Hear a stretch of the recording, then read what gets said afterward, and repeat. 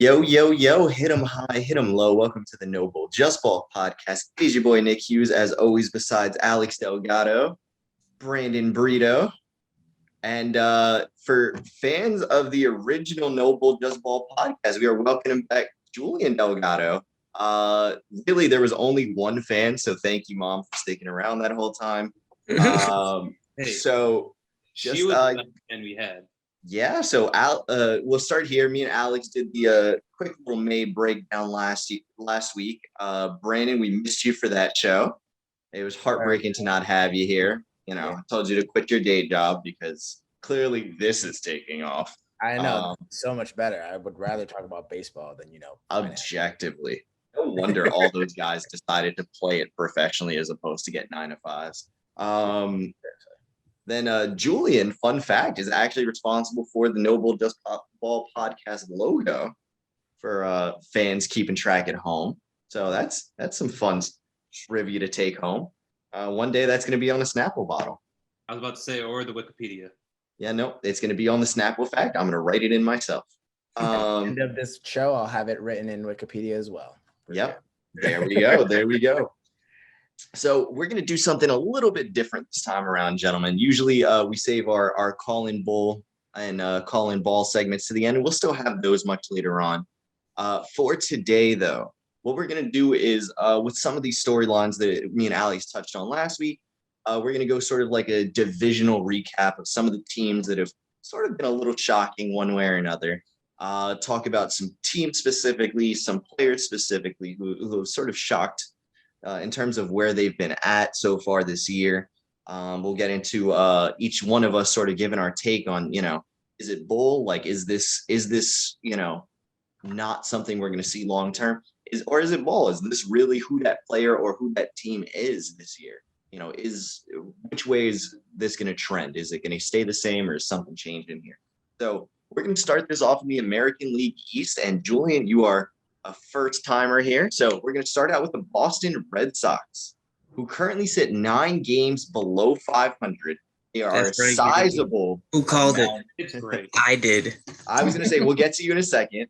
So Julian, my question for you is, do they finish the season below 500? I say no. Okay, so you're calling bull on it? I say yes. I say yes, they do, especially because I'm looking at their schedule for the rest of this May, and I don't see them coming out with a lot of wins. Tomorrow, they start a 2-game series against the Braves. Then they head to Texas. Then they go to Houston, along with Seattle, and then meet up back in Chicago. It can get very ugly very fast if they can't piece together some wins in these next few series. Okay, I like it. Alex, you were jumping at the bits for this one, so go ahead, sir. Actually, I think they'll finish around 500. You got to give it to Alex Cora. As a manager, he knows how to win games.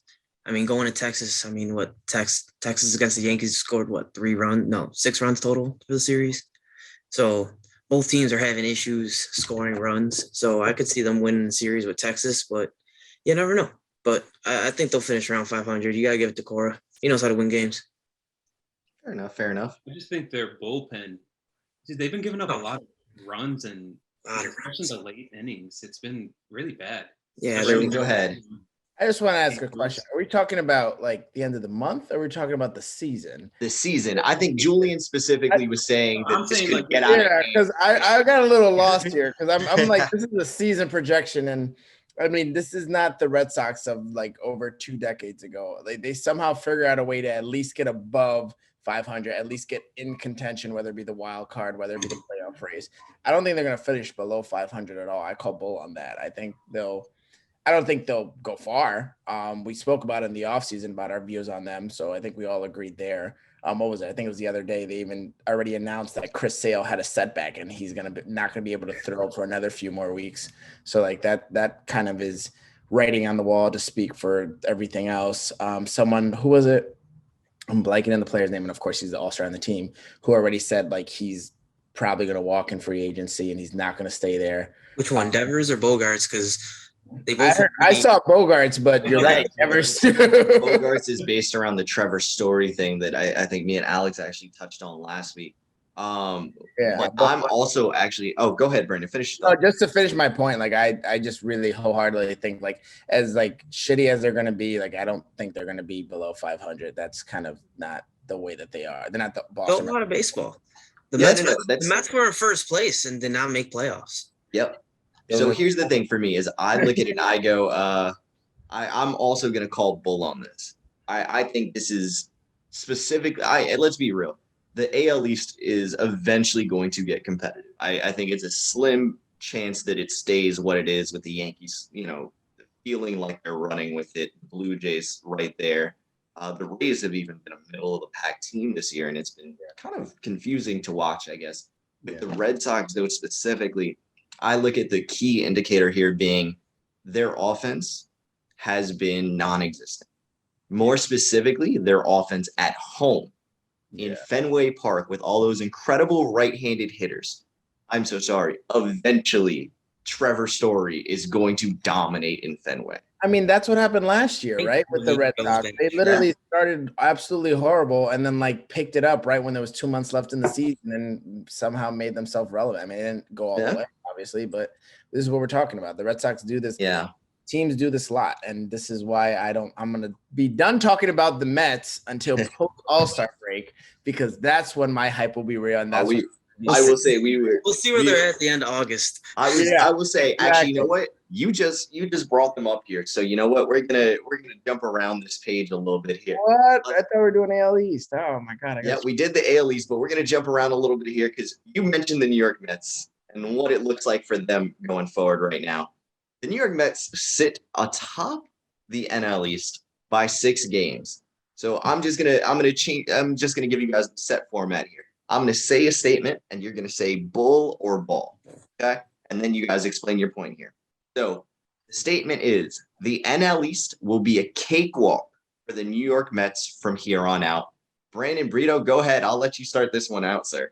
I mean, as much of a fan as I am, I'm calling bull on that because, like we said, it's the beginning of the season. It's way too early. I want to revisit these questions come, let's say, late June, early July, and probably ask these same exact questions again, because at the end of the day, it's way too long. The season just started. We're 20 games in. I will say we were the first team to 20 wins, but at the same time, I don't think that teams have gotten their footing. This whole dead ball situation is a very big thing that I see is going to change in a month. Whether Rob Manfred admits it or not that he's doing something weird with the baseballs, that's not our point, but whatever. We're going to call him out there. I think that ultimately the Mets they're going to be in contention. They'll hopefully, as a Mets fan, win the division. But I mean, the Braves are going to piece it together. They're always a team that somehow figures it out, especially post trade deadline. So I don't think it'll be a cakewalk per se. I'll hop on this one next. I'm actually going to call ball on this one. I actually look at the New York Mets right now as presently constructed, and I still think they have one of the deepest rosters, top to bottom, in baseball. I think you had an quick start from Francisco Lindor, cooled off, and has reheated again, all in the matter of about 35 games. It's quickly becoming a situation. When I look at the Mets, I go, this is a team who can beat you in too many ways now. You're talking about on a given night, you're having to sit Dom Smith, Mark Canha, Jeff McNeil. You have so many bats in that lineup. Then you talk about a rotation that is, I think, if I'm not mistaken, has given up the second fewest runs in the National League, only behind the Dodgers. Yep. And that is a rotation that is still absent one Jacob deGrom. That no one's talking about at this point. And don't get me wrong, I understand he's still a little ways off. And if you're the Mets right now, you're in a position you do not want to rush him back. There is no need. There's no need at all. But I look at this and I say, this is, I understand the hype, what it was last year with the Mets getting off to the strong start, falling apart. I just look at this and I say, this is a completely, this is black and white last year to this year, what this team is constructed as, how deep this is, the veteran leadership. And quite frankly, we talked about this in an earlier episode, how much fire has been lit under this team by, the rally walk-offs, the Buck Showalter, the getting hit by pitches, the starting this with everyone. I look at that and I say, man, that's not for nothing. That's the kind of thing, these are the moments where you look back at every championship team over the last 2 decades and you say, I remember when they started doing blank. Yeah. And this is for me what I look at with the Mets right now. Alex, you will- can go ahead and go ahead. Alex, real quick. I will say us hiring Buck Showalter at the beginning of the dead ball era was probably the best time scenario that we could have easily gotten. I'm not gonna lie there. All right, Yeah, that's fair. All right. Alex, go ahead. I'm only gonna call ball on the Mets if they can sweep the next series against the Braves. If they can win 3 games against the Braves in the next series, I think the Mets can not walk away with the division, but can, if they play good ball and continue and don't have a normal, slump after the All-Star game, I think the Mets can't win this division. Who's going to compete against them? The Braves? That's what I'm saying. If they can win the games against the Braves now, when this is probably the last time you're going to have a lot of divisional contact in the regular season, I think they'll pounce all over it. I think Buck Showalter will get the team around like, no, these are the guys. And then after that, Miami, maybe. So I don't see this as a strong division. But I mean, it's really just between the Mets and the Braves right now. Phillies ain't gonna do nothing, and we all know where Washington's at right now. Yeah, they play. Why? You mean the next series they play each other, right? Yeah. So the next series they play each other. If the Mets can go in and just say, "No, this is our division," to the Braves, because the Braves still don't know what the hell they're doing. They're playing Acuna in center. I don't. We'll get to that. We'll get to that. ATL Acuna. Damn it! Stop giving away topics for later in the episode, guys. My goodness, I sent you a blueprint not to spill it in the first 5. I'm just saying, though, Goodness, what's going on in this division? The Phillies can't score or doing things that are just causing just chaos. Can't play defense either. We called that, didn't we? Yeah, Julian, go ahead and hop in here. It's Castellanos. I call ball as well. It honestly is just a 2-team race. I believe in the Miami pitching staff because Pablo Lopez is the truth, and he's been getting me so many points in fantasy. I'm loving We'll address that later. I was going to say, my goodness, guys. But their offense is just not there outside of Jazz Chisholm, so I don't really see them doing too much. I would think they were able to take 2 out of 3 in against the Padres, but that's an outlier in a long season. I see the Mets, especially when they get the ground back, probably around All-Star break. They're just going to go on a run, and it's going to be hard to stop that team. I like it. I like the way this ended up, guys. The one-man band called bull with them running away, and everybody. I was gonna say, if that isn't New York Mets cynicism, I don't know what is. But I will say we're gonna move to another first place team right now, and a team I think a lot of people have sort of been, it's been a quiet first place, I think, in the American League Central. But for the Minnesota Twins, who fresh off of being the worst team in the division a year ago, it's a pretty sizable leap they've made. One some people thought could happen, other people were skeptical. So right now, the Minnesota Twins will be in the playoff picture all season long. Alex, start us off. Playoff picture, maybe just coming out the Central, maybe. But is their pitching staff going to hold up? But they're relying on Chris Archer, who's not a bad pitcher. I mean, not an ace. Sonny Gray, I don't know. A couple rookies. Bullpen's okay. I mean, they're hitting, they're driving in runs. Buxton's the truth. So, I mean, if he can stay healthy, can they take it from Chicago the way Chicago's playing right now? I think so. Chicago does not have a healthy outfield. So, and their pitching staff's been a little, giving up runs. They can't score runs.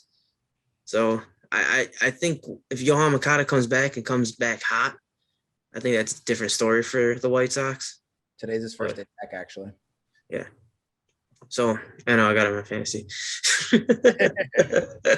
Anyways. Julian, go ahead. Take it from there. I agree somewhat. I think if Chicago can tread just water, I think the key piece for them, Chicago taking back that this is their division, is Lance Lynn.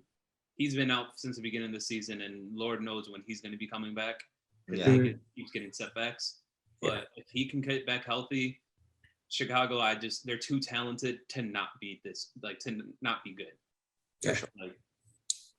Tony La Russa needs to go for this team to really do what they need to do. But Yeah, I think Minnesota probably will be competitive until like August, and that's when you'll see them tail off.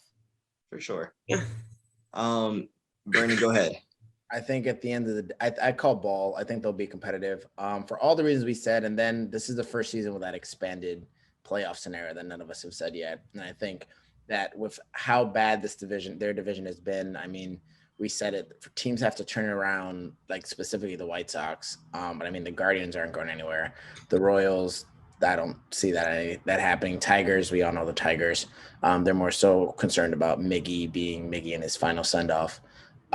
So I think that at the end of the day, it's the Twins division to lose. As weird as that is to say, I don't know. Like I never thought I would say that. So we're here.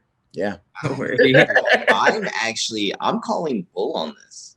I do not see the Minnesota Twins as a viable contender long term. I think you guys are right in saying their only path to victory is through the division. I think there's too many good teams in the AL East and AL West. I can't imagine a situation where a wild card team is coming out of the Central. I look at it though, for me, and I say this is a situation where the Minnesota Twins do not have a pitching staff. We've already started to see, what was it for the first month of the season? Me and Alex touched on it briefly a week ago.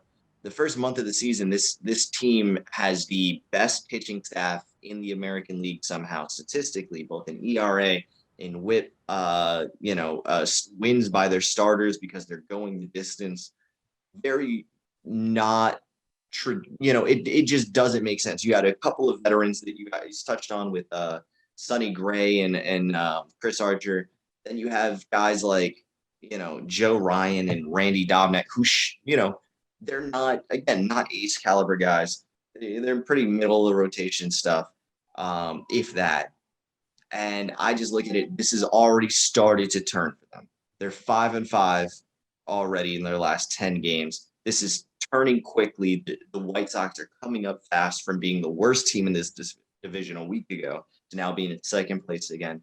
This is now a situation where I think it was more of a hot start that we're seeing the lasting effects of starting to wear and tear. But I'm going to take it a step further, and I'm going to say this is a team who's going to be a seller by the trade deadline. I have a question for you guys to add on to this just for fun. Impromptu question. Chris Archer, do you guys think he's in contention for comeback player of the year this year? I think so. If not, Anthony Rizzo. I'm actually going to go slightly different. I'm going to go a different twin. I'm going to say Byron Buxton. Yeah, that too. But I feel like Buxton has always been there, like he's always been. But wasn't he hurt last year?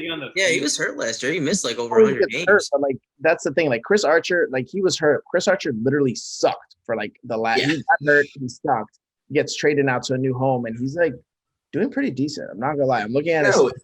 It's definitely something he was battling some injuries coming out of Tampa.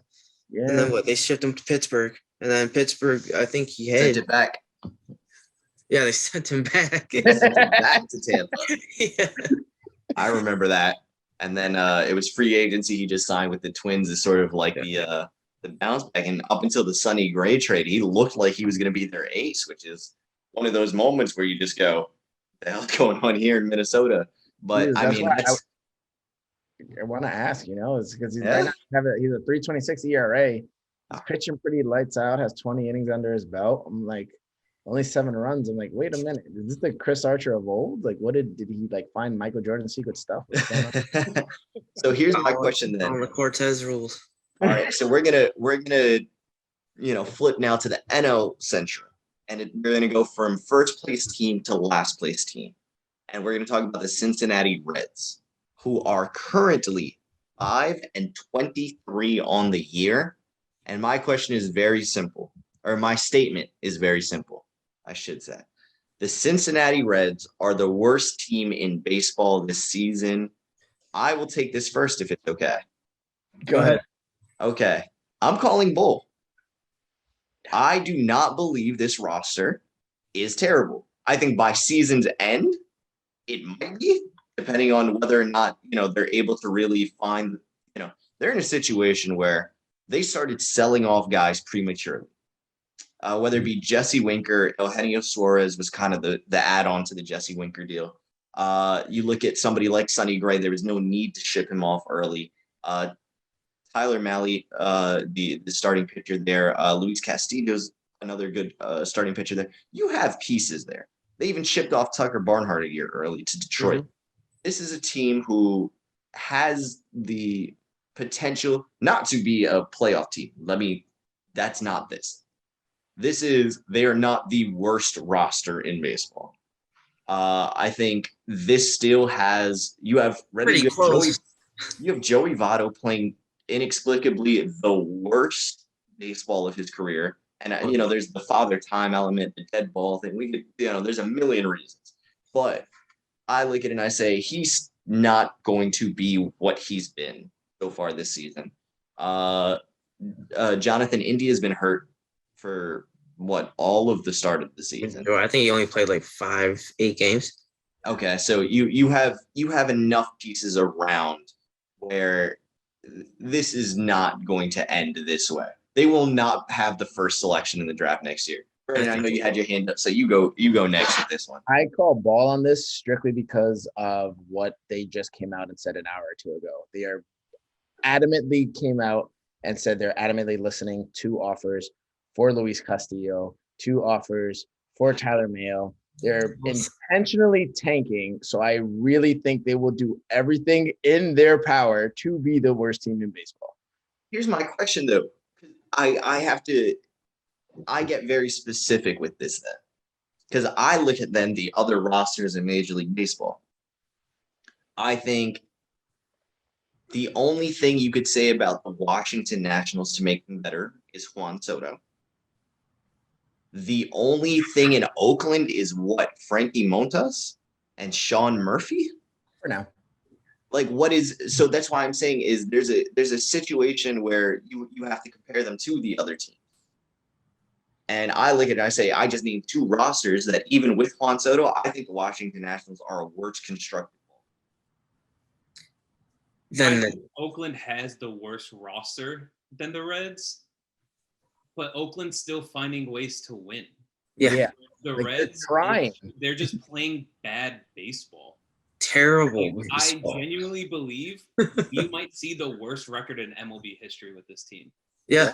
This team is awful. I mean, that's going back to like 1940s. Yeah, that's heartbreaking. I will adamantly not watch a game if the Reds are playing. Yeah. Unless they're playing the Mets, I'll watch it.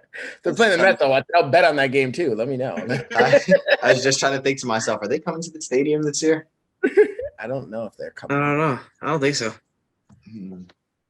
They are actually. It's my birthday. Oh, really? Yeah. Sorry. Yeah. I know. For once, All-Star game's not around your birthday. I was gonna say it's a really weird thing. It's for the first time ever, the Yankees are playing. During my birthday. My birthday, full disclosure for anyone at home who wants to send me something. July 12th is actually my birthday. So usually it's the All-Star break, and instead, Major League Baseball said no. Here's Yankees, Cincinnati Reds. And watch us lose one of those games. Oh, for sure. It's going to be July 12th. Anyway, Julian, go ahead. You were running with that one where you were. Yeah, even the eye test, not even looking at stats, they just outs that should be regular outs, they're fucking up somehow. And I'm just looking at this team like this team may win 45 games, maybe. It's just sad because Cincinnati was so excited to have their team in the Super Bowl, and then flash forward 2-3 months, and people are in trucks. Yeah, it's literally nuts. Now that people are just doing their dynasty drafts, because what else are you gonna do? I'll just leave it here with the Reds. If Jake Peavy comes out and pitches for the Savannah Bananas again with his Gold Glove in hand, Savannah Bananas can beat the Reds. Anyways, next segment. On to the next one. I'll pay for that game. I was gonna say we just got a Savannah Bananas reference on a Major League Baseball podcast. You gotta love that. That's phenomenal. All right, so I'm big on equal opportunity here. So we're gonna go from bad to good. And we're going to talk about the only division in Major League Baseball where all 5 teams are above 500 at the moment. So I have to ask the question, or I have to make the statement and allow you guys to call bull or ball on it. And Alex, you're going to lead us off here on this one. The NL West is the best division in baseball. Go. I'm gonna call bull. Oof. I'm gonna call bull. I still think the AL East is the stronger division. Just look at how, Tampa's not hitting as well because they lost a key part of, like I told you before in earlier episodes, loss of Nelson Cruz is really going to damage the Tampa Bay Rays. You can already see it. They don't have that person in the clubhouse to kind of hold them together, like pick their ear, kind of like, hey, if this guy pitches this or coming this way, just to get an advantage. They don't have that right now. They lost some other good hitters. So, but we're talking about the Rockies and we're talking about the Diamondbacks. They've had some good starts. They're playing good baseball. You can't fault them on that. I don't see them staying above 500 though. Okay. I think the Padres will start to come down again too, and I think it's going to be the Giants and Dodgers. Okay, so Brandon, you go from here then. I actually agree with Alex. I call bull. I agree that, and just comparing the two, I can name, like, just continuing off your comparison. I'm literally going team for team just with the eyeball test. Like, 3 teams are relevant in the Dodgers, Padres, Giants. Rockies, in my opinion, are only ever good because they play in Colorado and you just hit the ball in the air and it goes 5,000 feet. And Ball at home though. yeah, and then the Diamondbacks, I don't think the Diamondbacks are good, seeing how last year they had one of the worst records in the league. I can't sit here and like confidently say that. I mean, I love my boy Dalton Varsho, but like, come on, everybody else sucks. I hate these people. And then you go to the AL East specifically because we were talking about them already. And then we have like the Yankees, we have the Rays, we have the Blue Jays, and we have the Red Sox. That's 4-3 alone. I mean, the only team that sucks as of right now is the Orioles, and that's another team who's not admitting it as much as the Reds, but they are intentionally sucking, whether they admit it or not. Yeah. So I don't see. I just can't agree with that.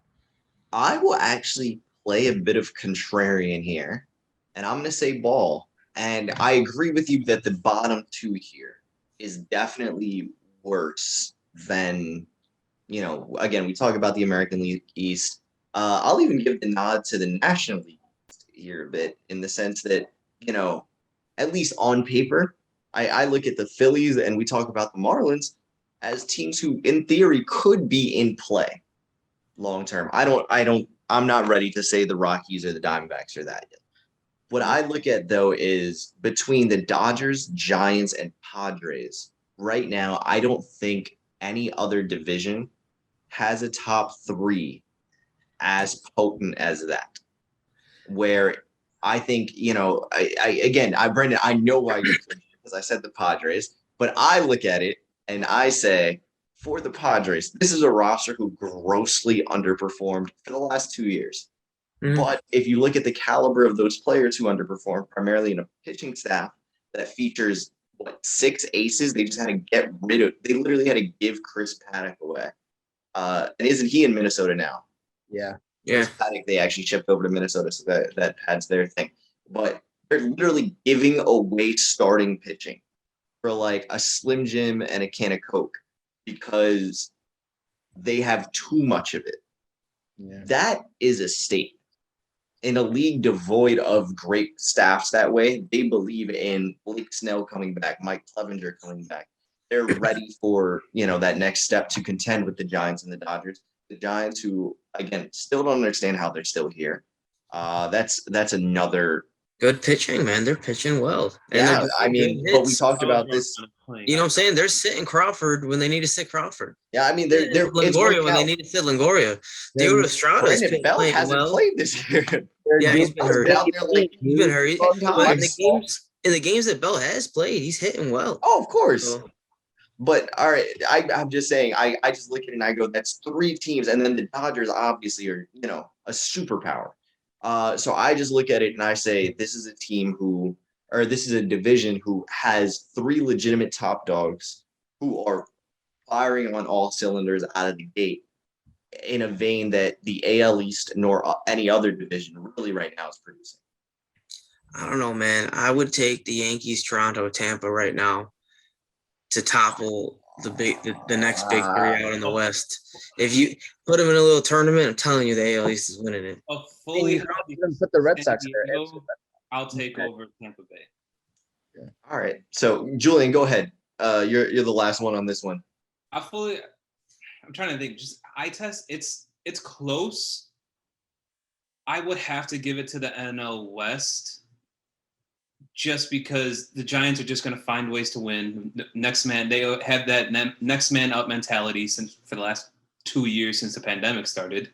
They've been. I'm so sorry to cut you off there. I was talking about the Padres rotation. The Giants rotation is like 15 guys deep.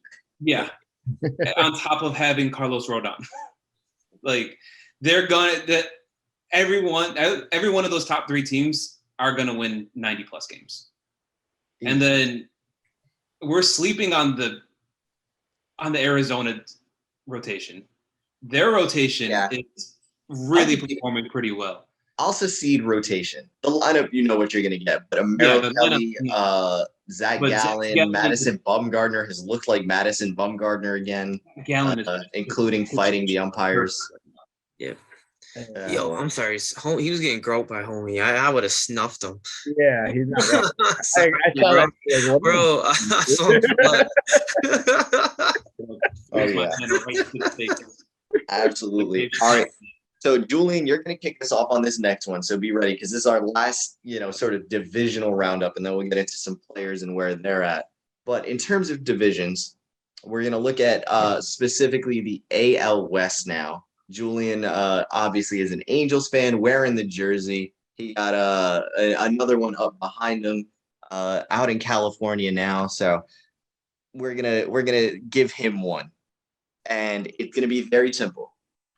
Currently, for the fans at home, the AL West standings read as follows. It goes Angels, Astros, Mariners, Rangers, A's. Julian, the AL West standings at the end of the season will look exactly the same as they do right now. Bull or ball? I say ball. Astros, they're picking up. It's going to be a close race. It's not going to be a cakewalk by any means. But if the pitching staff can get themselves under control like they have been, that lineup is just too deep. They're like 6 deep in, and they're just playing great. Taylor Ward is putting up Mike Trout numbers. Not the home run and the power, but the OP. He has a higher OPS than Mike Trout at this moment. I think he's actually leading the American League. He's leading the American League and also average. And he's leading in something else. He's 3rd in RBIs at the moment. 3rd in RBIs, and then leading the league in OPP, I think. On base percentage. Yeah. But people are also sleeping on this staff. Outside of Shohei Ohtani, Patrick Sandoval had a stretch where he did not let up an earned run until like last Thursday. He's playing really well. Noah Syndergaard is looking to be Noah Syndergaard again. Yeah. He hasn't really gotten shelled at all this season. Michael Lorenzen got shelled his last outing, but that's a great 5th starter and the 6th man. And then we're constantly bringing up a lot of the kids from AAA to get some innings, just to get Ohtani more rest and get everybody. I think the key to this is how Reed Detmers pitches for the rest of the season. Okay. He's a rookie. He's going to get shelled. He hasn't been already, but he's also had some really stellar performances, especially against the Astros. He performed really well. And against the White Sox, he performed really well. So I think that's what it really comes down to. And our bullpen is a lot better than I thought.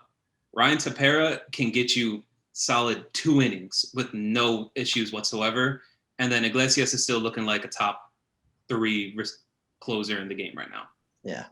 I like that. I'm going to hop in on this one now, and I'm going to actually say bull. And the reason I'm going to say bull is predicated on something you actually just touched on, which is player health and rest for Ohtani. Now, I've been a big proponent of the whole Shohei Ohtani experiment. You cannot have Shohei Ohtani be the best pitcher on your board. No. He cannot be your ace. And it's not that he is not capable of it, but a It's guy the who, inning. yeah, it's just not going to work in that element. And it's nothing against the man. It's just the physicality that goes into you can't have your ace throwing every 7th game. Yeah. You know, when we get down the stretch and stuff, when this guy needs for real rest because we're not trying to do the whole, you know, two different triple crowns and stuff thing. We're not, you know, we did it. We had the fun. It was cool and all. Now it's about winning baseball games. So you need to rest him and in the hopes of having him in the playoffs. Now I look at it and I say the other big part of this, the last 3 years, the most consistent hitter on the Angels has been David Fletcher. And David Fletcher, for the second time this season, as of yesterday, goes down with another left hip injury.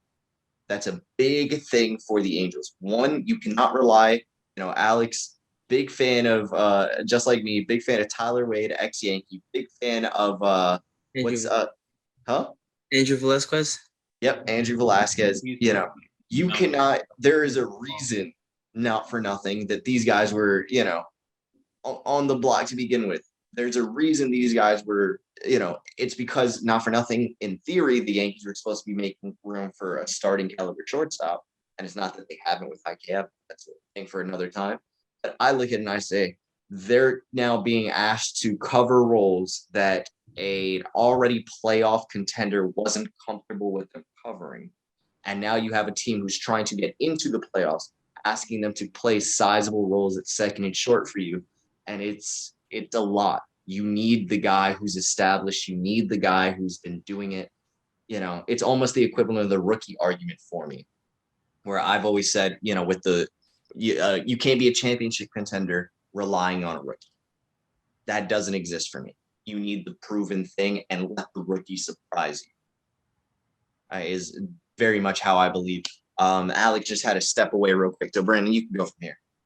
I mean, you both bring really good arguments up. I sit here and I've been going back and forth. I feel like I'm like the judge and you guys are both deliberating your case. I'm sitting here trying to figure it out myself and understand. I wholeheartedly. What's up? Objection, hearsay. Overruled. No, but I think at the end of the day, what sticks out to me and why I'm going to call ball specifically on this is because something that you said, Julian, that stuck out that like contradicted what Nick was talking about with pitching and with Shohei specifically. I agree. Shohei is going to need some rest. I agree. They're going to, by rest, meaning they're not going to want him to pitch as much, but they're so deep and like quietly deep in this rotation by bringing up these rookies that like at the end of the day, you never know. I mean, someone you didn't mention in your bullpen specifically, I'm bouncing back and forth, but someone you didn't even mention in your bullpen, Aaron Loop, he's pitching lights fucking out, doing absolutely amazing. And I'm sitting here saying, why didn't we re-sign him as a Mets fan? But like at the end of the day, you guys are sitting here like you did the right thing. You brought him in. You have all this starting pitching. Everyone's talking about the Mets like, oh, having this breakout and like this career-changing year and this altering, like turn the page year. The Angels are quietly doing the same thing. The only thing is I feel like nobody here where we're from is talking about it because we're all the way on the East Coast. But I know for a fact, especially for Julian being in the West Coast, he knows for like he hears it all the time. I really think that it's going to stay this way. It sucks. It's just really going to be between Houston and the Angels. I agree it'll be really close, but I think the Angels will beat them out just for the perks of winning the division. And the next 2 months are a lot of sub 500 teams, and that to me is going to be the make or break for them. Can you beat up on the bad teams like you have been? And Ohtani his bat hasn't even awakened yet. He's hitting like 220 right now. Yeah. Alex, go ahead. All right, cool. I'm still back for this segment. I'm calling bull because Seattle is definitely underperforming, and I just don't know. I don't know. You don't know what you're going to get out of this AL West. Who do you see them jumping over? Who? Seattle. Everyone. I was going to say, here, you know what? This is Seattle jumping over everyone. I mean, just based on how, like... Gossman's playing really well. I mean, yes. Seattle's pitching staff hasn't even come to yet. Yeah, they're getting some solid starts here. Hitting hasn't come around yet. Trying to get used to the new guys that they added. I can see Seattle just come All-Star break, just unload. They got their fans behind them right now. I don't know. Yeah. Something Seattle hasn't seen in a while. That'll be They have interesting. some good. They have some good players on that team. So here's all right. So for me and Astros are Alex, Angels. If the Astros or Angels, get a bad couple weeks and Seattle just starts hitting the ball. because I will say Houston did I just didn't come even. off a sweep of Seattle too. I was What? gonna say So Houston just came up off a sweep off Seattle too. So. no. I know for Yeah. sure. I looked But- into what I'm saying, and I just so for me and Alex, who are saying bull on this. Yeah. Alex, you're saying it goes what Seattle, I'll say then Seattle, Houston, Angels. Like I said earlier when we predicted, I do see the Angels getting the wild card over a team out of the AL East. It's possible. I think right now it looks more possible than ever. But I look at it and I say I still have Houston being the best team in this division until proven otherwise, kind of thing is sort of my stance on it. I think Which is fair. somehow Playing everybody great. yeah, I think it's a weird situation with the Astros for me where I look at it and I say they lost Carlos Correa and it was this big marquee difference. But in terms of what they got back in pitching, just from health standpoint, in Justin Verlander and Lance McCullers Jr., the best pitching, statistically, the best pitching staff in baseball last season just got better. And I just say, wait a minute, this, something here is not adding up just yet. And that's my only tweak there. I think the Angels still have a chance to be better than the Mariners and have a very real chance of contending for a playoff spot and stuff. It's just for me, I think the Astros have not played up more so what their level is the big thing there. Julian, question for you as an Angels fan. What's up? If they fall below the Astros, if the Angels fall below the Astros and the Mariners, do they blow it up? Ooh, No, they're too stubborn. I think so. that's They hard. haven't, Also, they haven't blown it up since coaching? 2014. They're too stubborn. Good point. Good point. I was going to say, I think the hard thing about even contemplating blowing that up. They fall to a bad spot by the trade deadline. I think the only person that'll probably be on that trade block will maybe be Noah Syndergaard. Yeah, I was just going to say, it has to be, there's too many deep contracts. I think is the thing that would, keep you from blowing that up. So now we're going to transition. Now we're going to talk about some players and stuff. And we're going to keep it in the AL West to start out here because that's where we just ended out. And we're going to talk about two of the marquee sort of signings, two guys who really, really, people thought were tipping the scales in the AL West when they signed. The Texas Rangers go out and get two shortstops in a loaded class of shortstop. And they were briefly teased to, be in play for Carlos Correa and Trevor Story at the end as, these third shortstop pieces. I'm asking, or I'm stating, I should say, Simeon and Seager will not be the same in Texas on the heels of a first 30-plus games of a slash line of a combined 212 batting average, 256 on base, 290 slugging percentage, and only 4 home runs between them, all of them by Seager. All of them against right-handed pitching, and all of them through a third time in the order against a starter. Anybody want to take this one first? I'll take this one. I'm gonna call ball. These guys are gonna ball like this. Thank you. I'm sorry. I just looking at them playing the Yankees this weekend. Neither one of them look comfortable with that jersey on. Yeah. No, they don't look comfortable in the box. I don't know if they're putting too much pressure on one another. It almost looks like they don't like even tossing the ball to each other at second base trying to turn two. Yeah, I agree. I think they're gonna ball. I don't know what's going on with Simeon, but he is not the same Simeon that was in Toronto. That contract Playing here in Buffalo. So I don't know, man. I to piggyback. Maybe it's a different atmosphere, but these guys, I predicted Seager regressing. I didn't want him to come to the Yankees. You're the So- most stereotypical Yankee fan I've ever What do met. you mean? When did I say I want When did I say I You're want such a- Seager? I wanted his brother to come play third base.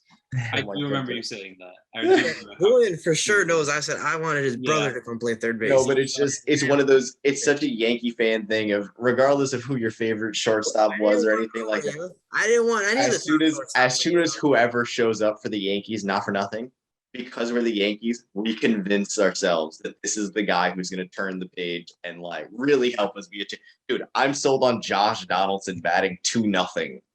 Like that's just happening now because he's a Yankee. Like it's just a stereotypical Yankee thing. You sell yourself on this idea. No matter who the guy is, you believe in it too much. You believe in the team too much. He's worth That's the that issue. contract, man. I told you. It's been stated. I've tweeted it.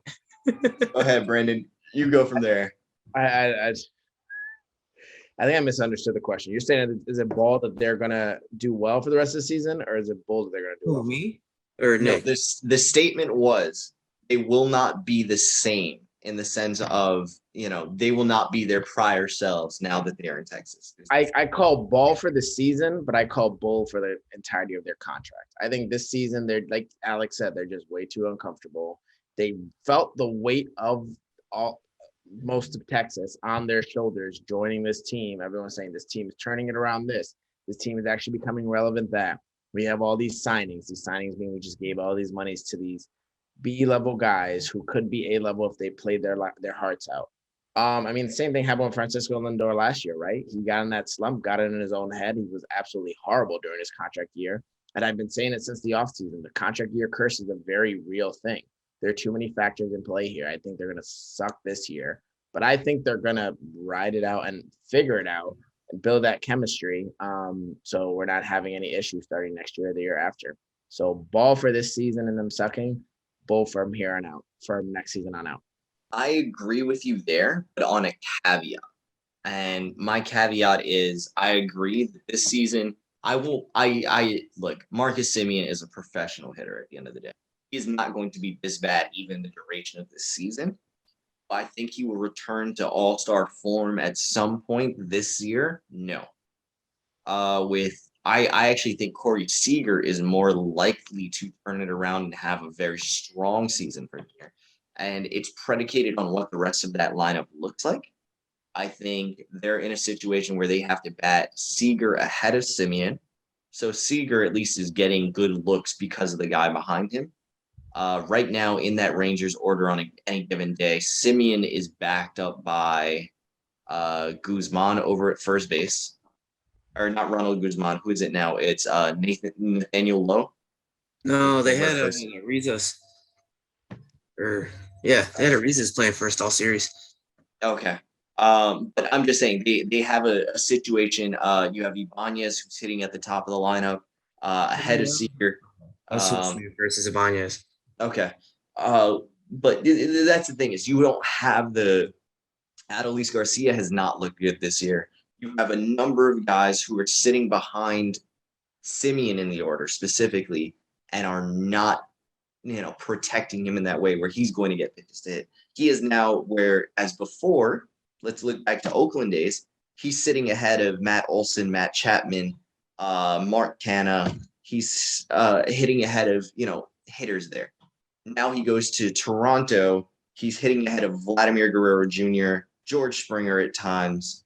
Again, professional hitters, Kevin Biggio, Bo Bichette, big league ball players, Teoscar Hernandez. Yeah. Now in Texas, you are heralded as this like franchise savior on the offensive end, but pitchers know, they only have to get through Seager and you for now. And that's an easy 1-2 to pitch around. They're also drawing, I will say no one's talking about, they're drawing an insane number of walks. But again, it's predicated on the fact that you're either going to throw them garbage and they swing, or you're going to throw them garbage and they, just take the walk kind of thing. Like there's no in between right now because there's no one to force pitches over the heart of the plate. And for that reason, I'm going to continue to say, it's Ball for this year. They're not going to be that.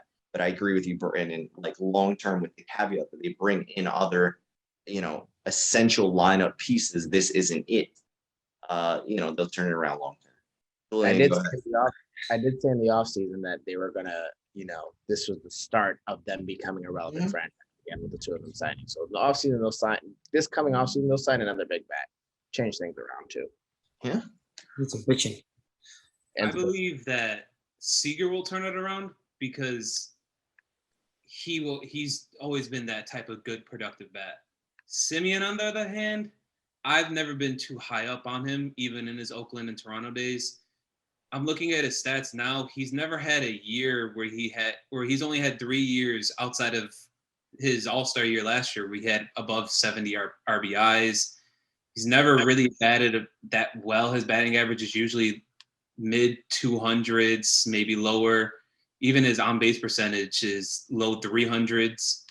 I just think, especially that he's 31, this is who he is. Like, this is who he's always been. I think he balled out just because of that stacked lineup in Toronto. Yep. You kind of have to pitch to him. I just don't see him being able to turn it around. But I don't know. And I think they also just don't have the right coach for Simeon and Seager because they're big, loud guys, like to have fun. And Woodward just likes to shit on everybody's parade. Dude's a boner, bro. I'm sorry. He's a bozo, but I don't know. He's one of those weird role players because I actually remember him with the New York Mets as like a utility guy for you guys for a while there, if I'm not mistaken. And I remember the name. I remember him sort of just whittling away on your bench there for a couple of years. love I the don't remember what happened after that. I'm sure he ended up somewhere else. I don't even know if that was his later stages of his career, but the Wilpons know how to employ people that don't deserve to be there. oh man. Never got to deal with that anymore. Nope, thank God. Until they sell Gotta- SFI. Well, that's a conversation for a different time. Actually, no, we'll do this one quick. Buller ball, okay? And then we'll jump over to another division after this again. But Buller ball. At some point, Steve Cohen just says, "Screw it! I'm tired of being the butt of the joke. I'm gonna buy out Bobby Bonilla and Brett Saberhagen ahead of." No. But Big Dick Stevie, He only BDS, has, what, 3 more Bobby years? Bonilla was invited last time around as an honorable mention that day. Big Stevie loves that shit. He's like, here. He doesn't care about money. He'll take out a wad of hundreds and just burn them in your face. Well, no, that's what I'm saying. Do you think he just at some point goes, you know what? I just want this to be done with. You don't think so? The literal only way I could see him doing it, and even then he still won't care, is because, mark my words, there will be a casino in the next 3 or 4 years right across from Citi Field. And What do you mean? It'll be inside. He'll probably be inside. He'll have 2. He's going to buy out Bobby Bonilla. He's going to buy out all these chop shops across the street. And he's just going to be like, let it all rise. And if you build it, everyone will come. If you build it, nerds will come. Absolutely. I love it. So we're actually going to stay in the West. We're going to jump back over to the NL West. And we're going to talk about a player who this podcast has been none too kind to. And that man is CJ Cron. Yo, he is balling. CJ Cron, okay, is currently, for the record. So for those who have not seen all the episodes of the podcast today, it began, and I will take the fall for this one. It began when we did a 1 player per team draft, and to avoid having to take CJ Cron, I took I think St. Louis and Colorado were going to be the last 2 options for me to take from. And to avoid having to pick up CJ Cron at first base, I took Paul Goldschmidt from the Cardinals as opposed to Nolan Arenado, just so that I could take I think it was Ryan McMahon to play third on my team that day. And since then, we have continued to bash CJ Cron as being the Rockies' best hitter outside of Chris Bryant.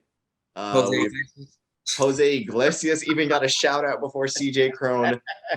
We really were unfair to him. And Julian, I know you're making a face because he used to be an Angel and all that. We get it. we were really unfair to the man. I granted. So he is currently top 10 in all of Major League Baseball in the following categories: WAR, which is wins above replacement; OPS, which is on base plus slugging. He is top 10 in both, also, just for reference. Home runs and RBIs. Home runs, he's tied for the Major League lead. RBIs, he is second in Major League Baseball. Wins above replacement, he is third, behind only Manny Machado and Nolan Arenado. So the statement is very simple. We were all wrong about CJ Cron. And I will leave this one off. And you know what? Screw it. I'm going to double down. Bull. Yes. Fluke. Oh, I'm doubling down. It is a fluke. He is not. No, I'm not. I'm actually not doubling down. I'm going to be honest. He is absolutely a professional hitter. He is padded by being in Colorado. I know what Brandon's about to talk about. He's padded by being in Colorado for sure. But Well, I want to see the home away splits. the one, It's very drastic. I'm looking at them right now. This splits. In the words of my man Conor McGregor, I apologize for absolutely fucking nothing. We're not doing this. It's not my turn, and I'm still not apologizing. No. Next question. Absolutely ridiculous. no. Okay. Well, I have. Alex, do you want the splits? Oh, I do want the splits though. So at home, he has 7 home runs, where away is 2. 18 RBIs at home, 6 away. He has a 377 batting average in home as opposed to a 222 away. Slugging is even worse with 787 to 467. Nick, what were you And saying? his OPS is 123 at home to a .73 away. I'm I sorry. am we interrupted fucking you. done with How this many conversation. away games did they play? Is it pretty? How many home and away games? Is it consistent? 16 home, 12 away. Oh God! Come on now. Oh, that's really a Come great. on, boy. It will. The weather changes in August. Like, Yeah. away from Coors Yes. Field, he is who he was with the Angels. I don't want to, this is done. We're done with This this. is done. I Yeah. love the home away splits. This is great. Can I just say, I want the hilarious moment where CJ Cron finds out about this podcast and just Oh. He probably already did, and that's why he's slugging it at home. He's our next guest appearance, guys. So I was gonna say for sure this man gonna come on and just roast us for an hour straight. Oh man, poor guy. He don't deserve this. He does. I mean, a little bit, but Oh, but you ever see him play right field when he was at the Diamondbacks? no, thankfully I did You ever not. seen him play first base for the Angels? Not great. so all right. So from here, we're gonna stay kind of. It's a topic that crosses 2 divisions here. All right, we're gonna talk about another guy who's been balling out of control this year. Well, 2 guys really who've been balling out of control. And it's Manny Machado from San Diego Padres and Nolan Arenado, formerly of the Colorado Rockies, of course, now of the St. Louis Cardinals. And Manny Machado, for all the talk Nolan Arenado has gotten about how well he's performed, an NL MVP candidate already in 30 games, he's always in that discussion. Manny Machado currently leads Nolan Arenado in every statistical category on the offensive and defensive side of the ball. So the statement is simple. In 2022, Manny Machado is now better than Nolan Arenado. Alex, you can go ahead first. That's a bold Trebek. I'm sorry. That is utter trash. That is terrible. Machado always has a sluggish July, so we'll see what happens. I'm sorry. Arenado's always been the better player. Always. Still a little younger. Different type of atmosphere. What happens when Tatis comes back? You know what I'm saying? So I think, like I've predicted in the past, 3-4 episodes, I've said it, Nolan Arenado will be your NL MVP. Bold prediction. He will the Cardinals into playoffs. So ready? All right. I want to go from there to the flip side of the coin. because Brandon's preseason prediction for NL MVP was Manny Machado. I was about to say, I will take the floor here, sir. Thank you very much. I wholeheartedly think this season alone, Manny Machado will be better than Nolan Arenado. And I think it'll be close, but I think with this season alone, he's gone off to a hot streak. It's just this year is just different for him specifically. This is not a knock on Nolan Arenado. This is just more so praise towards Manny Machado. And I think this year is a better year for him. It's a very strange one. And Nick touched on this point before. The Padres had so much talent that they did not unleash yet. And I think year 2 of all this talent there, they're starting to figure it out. I don't know how it's going to play out when Tatis comes back. You brought up a good point, Alex, with his like July numbers. But I think at the end of the day, just Manny Machado, everyone has those years. And I really think this is his year and that will put him over. I don't think overall Machado will be better than Arenado. I don't think next year it'll be the same thing. But this year, I wholeheartedly believe Machado will be better. But it'll be close. But I just think he'll be better. I'm actually going to go ball on this one. And I'm going to go ball because of what you were just talking about. I think, Alex, I think you flipped that. If I'm not mistaken, Machado is younger than Arenado. Oh, okay. I think Close though, but he is younger. it's close. It's a couple years or something like that. Because I remember it was he was, an absurdly young free agent at like 26 years. 2-year difference. Yeah. 2 years. So I just look at it with Manny Machado and I say, he has progressed to a point. Again, it's not a Nolan Arenado situation defensively, where Nolan Arenado has been a natural defensive third baseman for his entire career. Manny Machado was originally a shortstop, and we could talk all about how the shortstop experiment when he was in Baltimore and that in LA briefly did not go particularly smoothly, and we can get into all that. But as a late in life third baseman, he has been a revelation. I really do believe that. I think you can say for a very long time after, the Nolan Arenado, Matt Chapman conversation, it's Manny Machado in terms of defensive side of the ball. On the offensive side, Manny Machado has quietly, and I mean very quietly, all things considered, amassed some of the best offensive numbers, I think, of anyone in baseball over the stretch that he hasn't been in the league. I think if I'm not mistaken, I sort of do this based on the free agent year. He comes in with Bryce Harper, all the hype in the world. I think the numbers read that the only statistical category Harper has been better than Machado in is home runs. But in every other statistical category for their career, Machado has that advantage.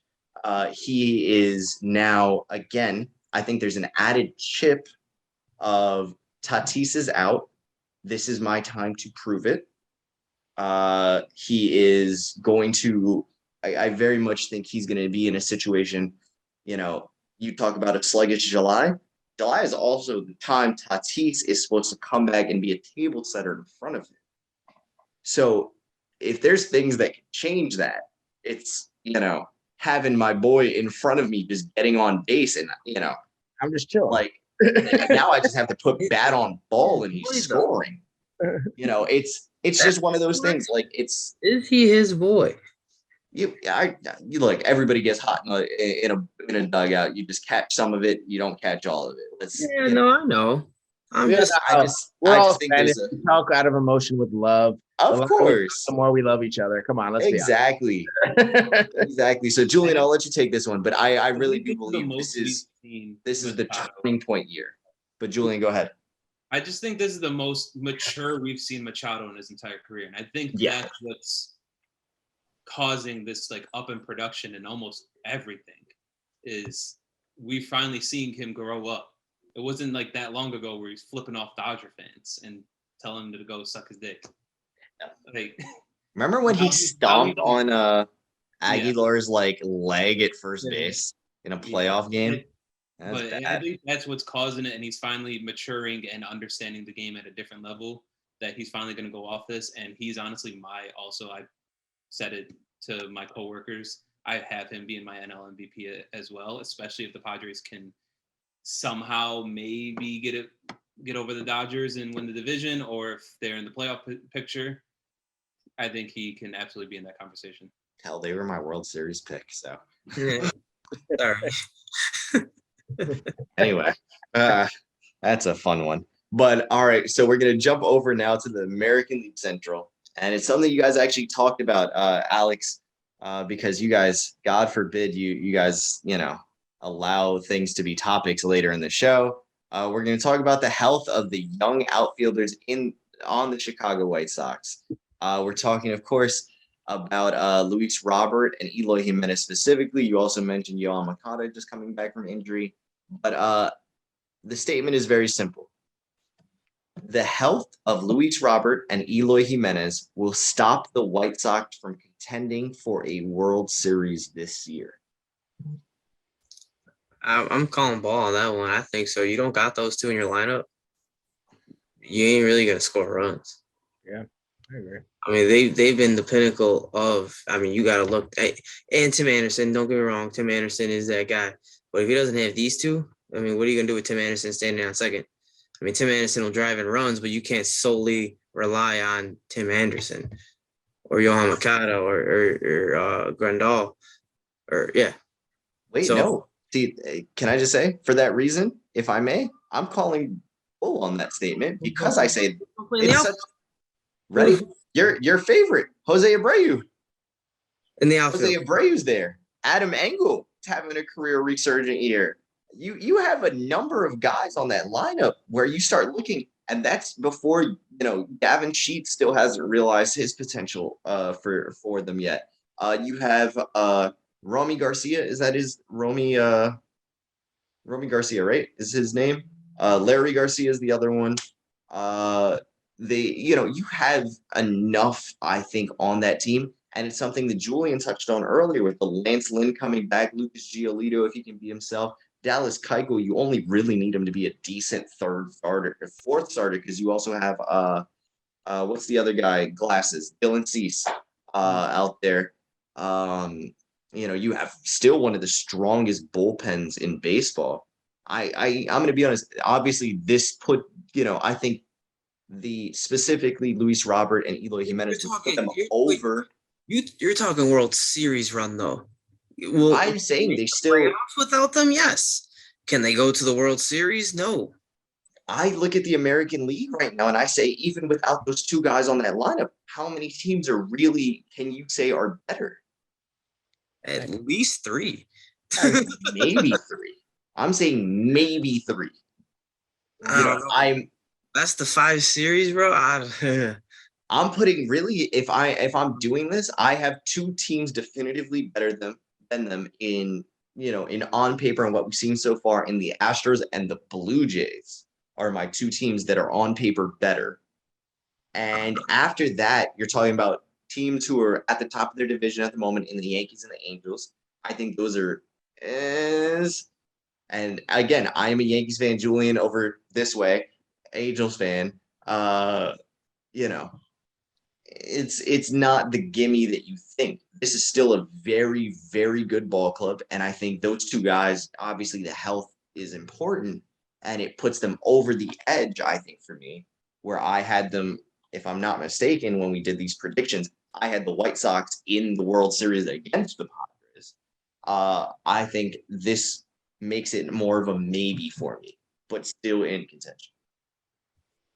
If they're not there in September and October, they're not winning the series. They need Robert and they need power in order, because even healthy, they only won one game against the Astros last season. So that's just to make a World Series run, they need both of them. At least one. Even with the both of them, I call bull. They're not going to do it because even if they're both there, this is the season that seems to be plagued. Their team is just plagued with injuries. Like the names that we're used to hearing. I mean, granted, everybody else is stepping up and kudos to them, but their team is plagued with injuries this year. It's just not. It's not. I don't think. Like Julian just said, when healthy, they did well. They're injured now, so it's not. I don't see it. I can't. Fair enough. So now another topic you guys already, touched on, because God forbid we ever follow a blueprint, is the Atlanta Braves, and we're going to talk about Ronald Acuna Jr., who just came back. I think he played his 9th game of the season today, yesterday or today. So he has played 8 of 9 games in center field for the Atlanta Braves this year.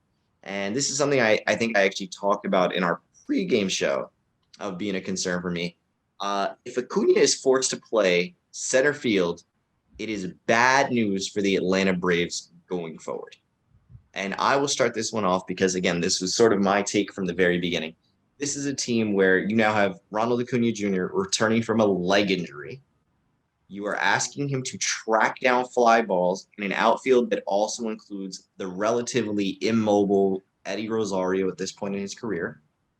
You have Marcell Ozuna, who has played almost inexplicably almost every game for the Braves in left field, not at DH. You have what's You got Duvall, who played a lot of center while Acuna was out. Adam Duvall was playing center field previously, who is now relegated more to a DH role. So it's a very, it is not, I guess the best word for it is not the most mobile outfield around him. And I think for that reason, it really concerns me for Acuna on having to do too much, get rested too much. And this is a division where 3 of us just unanimously agreed the Mets have an easy path to victory. Acuna has to be so good for them on, not just at the plate, but in the field. And I think if he's doing so much in the field by having to play objectively the most essential position in the outfield, I think it really takes away from what he could do, at the plate, at the dish, on a regular basis. Is a real concern for me. And I'm especially concerned him coming off a leg injury where now I have to look at him and go, if he moves wrong on a given day, overexerts, he does this, he does that, again, he might be headed to the shelf. God forbid. That's not something anyone in baseball is rooting for. But, that's a real concern for me. And if I'm the Braves, I'm looking for alternatives yesterday on, Acuna's back. Let me find a different guy so we can slot him back in right. I think at the end of the day, the Braves, I mean, I'll give them the brass of knowing to trade for the right pieces at the right time. Especially, so I think that they'll find something, a diamond in the rough, who will somehow help them go and make them competitive, in the sense that I'm nervous still. Like I said, I'm not talking about anything positive till post trade deadline. But this is also the organization that basically messed up Michael Soraka's career. So I can't sit here and say they make the smartest decision when coming back, when coming to actually playing on the field. I think that their demise is starting from them hindering Acuna, because he's mentally worrying about getting injured in the first place. Now he's like, I'm playing one of the most athletic positions on the field, and I have to keep my energy that I barely got back, because he wasn't even gone for a year. It takes, as someone who's torn his ACL, it takes 9 months to a year to just get back to where you were, let alone excel to the next progression that you do year over year on a regular basis. So I don't think mentally he's there. I don't think physically he's there. And I don't think the Braves are helping him in any way, shape, or form by keeping him in center field. Yeah, I think it'll be by All-Star break. This is what they should do. If they're not in that race by All-Star break, move them to right. You really got nothing else to lose at that point. You got to save them for the future, because that's your cornerstone piece for the next decade.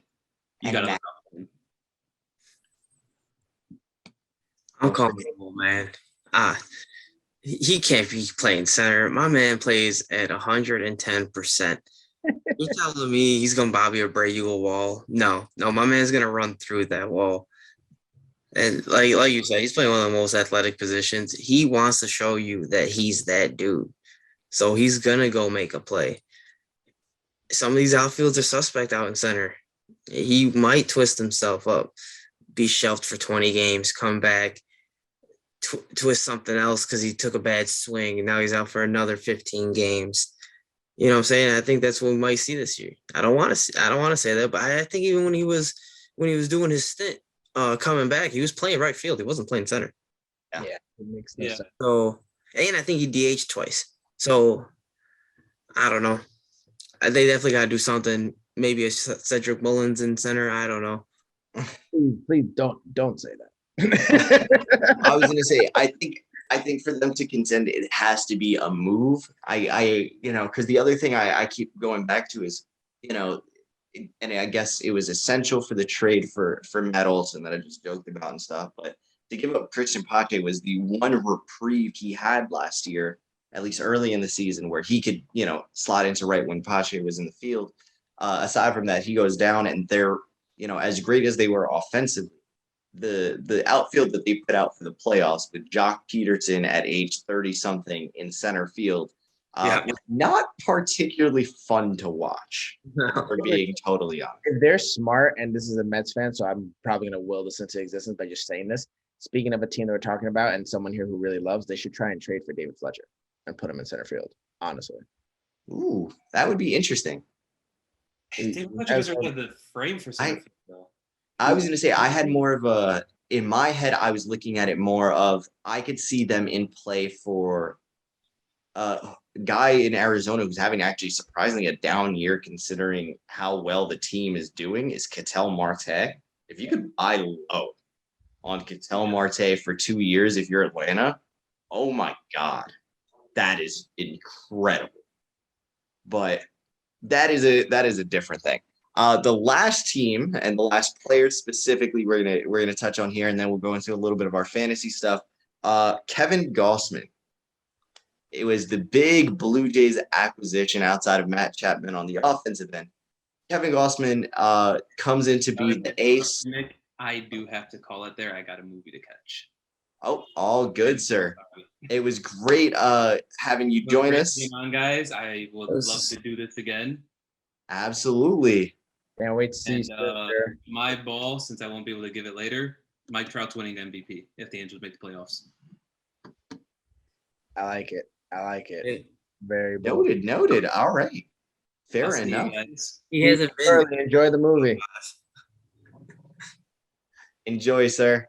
All right. Well, that was a bold one. We'll just do this one quick then, and then we'll move into our fantasy stuff a little bit. But Kevin Gossman comes in for the Blue Jays, does his absolute thing so far this year, and it's very simple. He leads Major League Baseball in innings pitched, walks per 9. He has allowed no home runs, and he's has the lowest hard contact rate in Major League Baseball, lowest FIP. He has been something special, and the statement is very simple. Kevin Gossman's 2022 will be better than Robbie Ray's 2021 that earned him a Cy Young. Anybody want to take this one first? Take it. I mean, you saw him pitch well for the Giants. It's something that can be possible. Will it be Cy Young worthy? We'll see what happens. You got some other pitchers in the AL East that know how to like to pitch pretty well. You got some pitchers out west that know how to pitch. I don't know. I don't know if it'd be Cy Young worthy, but will it be better than Robbie Ray? If he stays how he has been, then yes, the statistics show that he would be. It's if he stays consistent, which being from San Francisco and seeing him when he was with Baltimore, he's consistent. Honestly, I say I'm here for it. I'm always here for those Cinderella stories, those random breakout seasons. I loved Robbie Ray last year. I was like, this is amazing. I hated when they played the Mets, but it was a good time. But it was a good time, and I really think that Gossman. You guys talked about like these Giants pitchers at some point. Whether once they touch that organization, it's like they figure something out. They're pitching, their trainers, their analytics team, whatever it is out there. Maybe it's the water they drink at some point. Like it just helps them, and I'm provided because he's older, no injuries happen, and there's nothing, knock on wood, bad happens to him for the rest of the season. I think so. I call ball on this. I'm going to agree that he can have a very good season. I'm going to call bull on it being Robbie Ray or better, in the sense of I don't know that he's going to bring home hardware for this one, especially not with Nestor Cortez and Bro. But that's a different thing. But beyond that, I just think it's one of those things. I think Robbie Ray was such an anomaly. Also, with the sense of just, because it's something that's not talked about enough is the coaching staff's not just the manager. I think the Blue Jays have struggled with pitching for a substantial amount of time. And for Robbie Ray to sort of be this Cinderella story, like you mentioned, Brandon, it's not something we've seen come out of Toronto frequently. They have a couple of young guys coming up right now. Alek Manoah has been also sensational. Definitely worth mentioning. So it could be a change in the system there and how they're getting their guys to go out and throw the baseball. But for me, I think it's hard to believe that they sort of produce two in a row kind of deal, especially two guys coming in from external places and immediately sort of touching off on this. But on that note, we'll turn to fantasy baseball real quick. And any updates, gentlemen? Alex, what happened to you last week? I don't talk about it. Well, Alex, not talk about it together. yeah, I mean, Brandon Brito has it's heartbreaking to see. You and your brother are still the only winless teams in our league. So that's a tough watch. I'm convinced Alex did something as a Yankee fan to screw us Mets fans over and intentionally takes points away when we're not looking. I have no Yeah. It's all I'm live. looking around. So in the East standings, it goes our cousin Steven is one of two undefeated teams, along with Brandon, your youngest brother, Nick Brito. Good in our family. It ain't gonna be me. Yeah, I'm the only 3-1 team, so your boy's really treading water in that second place there. Alex, you're at 2-2. Brandon, like I mentioned, you and your brother at 0-4 now. Nicholas, Right now, Cinderella comeback, baby. I'm going to the and you have an uphill battle to climb. Julian was just on here. He's also at 2-2. So I mean, we like obviously a lot of baseball left. In the vein of what we were doing before, I'm gonna call bull on both of you having these bad starts. It's gonna turn around for you. Hot, and then I had 2 bad weeks of pitching. I think that one game against you, it was literally like -20 I had to your like 50. I had 3 pitchers go and they all were like under -20 points. Yeah, big fantasy performer in like a really surprising way. We were talking about the Minnesota Twins. Joe Ryan has been my best pitcher this season. He's been like an absolute stud. I think he's like something like 5th overall in starting pitchers in fantasy points like earned and stuff.